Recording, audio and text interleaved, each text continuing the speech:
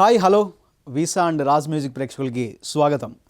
So July 3 ఇవాళ కొన్ని సినిమాలు థియేటర్స్లో రిలీజ్ అవ్వడం జరిగింది. అందులో మనం ఇప్పుడు ఈ వీడియోలో మాట్లాడుకోబోతున్న సినిమా ఏంటంటే నాగబంధం సినిమా గురించి.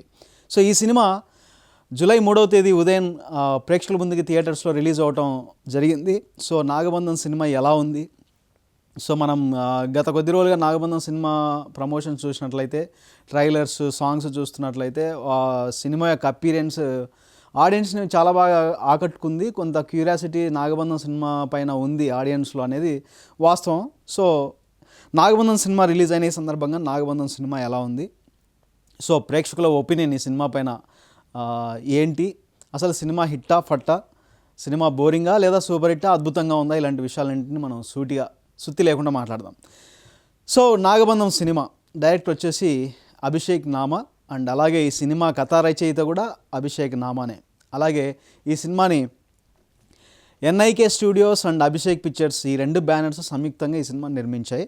అలాగే అండ్ ఈ సినిమాలో స్టార్స్ విషయానికి వస్తే, నటీనటుల విషయానికి వస్తే విరాట్ కర్ణ, నబ్బా నటేష్ అండ్ ఐశ్వర్య మీనన్, అలాగే జగపతి బాబు ఇలాంటి తదితరులు ఈ సినిమాలో ప్రధాన పాత్రలో నటించడం జరిగింది. ఇక సూటిగా మనం ఈ సినిమా ఏంటి, ఈ సినిమా నేపథ్యం ఏంటి అనే విషయానికి వస్తే 1950 నుండి 1962 మధ్య కాలంలో అనంత పద్మనాభ స్వామి గుడి చుట్టూ తిరిగేటువంటి ఒక నేపథ్యం అన్నటువంటి కథ ఈ సినిమా నాగబంధం అనేటువంటి సినిమా. ఇక ఈ సినిమాలో జగపతి బాబు ప్లే చేసిన క్యారెక్టర్ గురించి మనం మాట్లాడుకుంటే కథ ఏంటనేది మనకి ఇంకొంచెం క్లియర్గా అర్థమయ్యే అవకాశం ఉంది కాబట్టి, సో ఇందులో జగపతి బాబు ప్లే చేసినటువంటి రోల్ ఏంటంటే ఇండియన్ ఆర్కియాలజిస్ట్. సో ఇండియన్ ఆర్కియాలజిస్ట్గా జగపతి బాబు ఇందులో క్యారెక్టర్ ప్లే చేయడం జరిగింది. ప్రభాకర్ అనే క్యారెక్టర్ ప్లే చేశారు. సో ప్రభాకర్ ఏంటంటే తను ఒక ఇండియన్ ఆర్కియాలజిస్ట్గా తన 30 ఏళ్ళ అనుభవంలో ఎన్నో విషయాలను ఆయన వెలికి తీసి సమాజానికి అందజేసినటువంటి వ్యక్తి. అయితే ఒక్క నాగబంధం రహస్యాన్ని మాత్రం ఛేదించలేకపోతాడు ఈ సినిమాలో.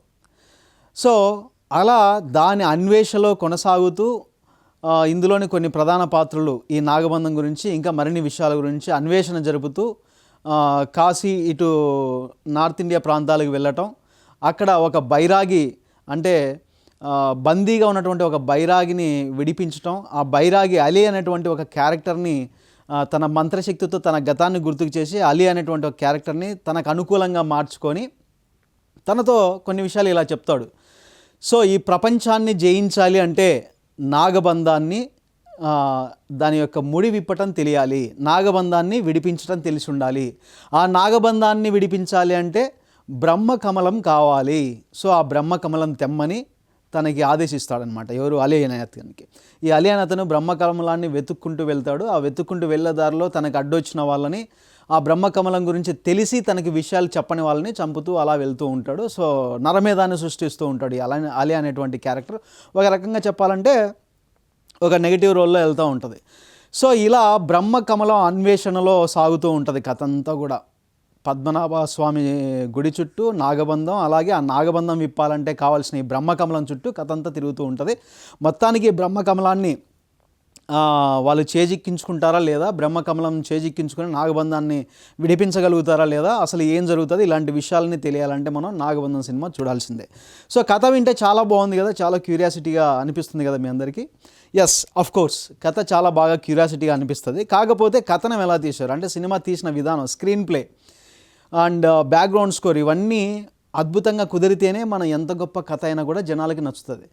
కథ గొప్పగా ఉండి స్క్రీన్ ప్లే సరిగా లేకపోయినా, తీసే విధానం సరిగా లేకపోయినా, ఏమంటారు ఇక దానికి కావాల్సిన బ్యాక్గ్రౌండ్ స్కోర్ కానీ మరిన్ని మసాలాలు కానీ సరిగా లేకపోతే, కుదరకపోతే ఆ సినిమా ఆడియన్స్కి నచ్చకపోవచ్చు.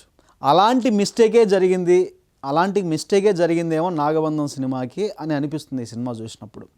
కథ బాగున్నప్పటికీ కథనం మాత్రం ఎక్కడో మిస్ అయింది, స్క్రీన్ ప్లే మాత్రం ఎక్కడో సరిగా లేదు, ఇంకా ఏమంటారు సంతృప్తికరంగా లేదేమో అని అనిపిస్తుంది అనమాట. ఆ వెళ్తే అయితే సినిమా చూస్తున్నప్పుడు అనిపిస్తుంది. సో అది నాగబంధం సినిమా గురించి. ఇక ఈ నాగబంధం సినిమాకి మనం అవుట్ ఆఫ్ 5 ఎన్ని పాయింట్స్ ఇవ్వచ్చు అన్న విషయం మాట్లాడుకున్నట్లయితే అవుట్ ఆఫ్ 5 ఈ సినిమాకి మనం 2.3 పాయింట్స్ అయితే ఇవ్వచ్చు అనిపించింది. ఇంకా అద్భుతంగా చేసి ఉండొచ్చు, ఇంకా అద్భుతంగా తీసి ఉండొచ్చు ఈ సినిమాని అనే ఫీలింగ్ అయితే నాకు కలిగింది. అది నాగబంధం సినిమా గురించి ఈ వీడియోలో.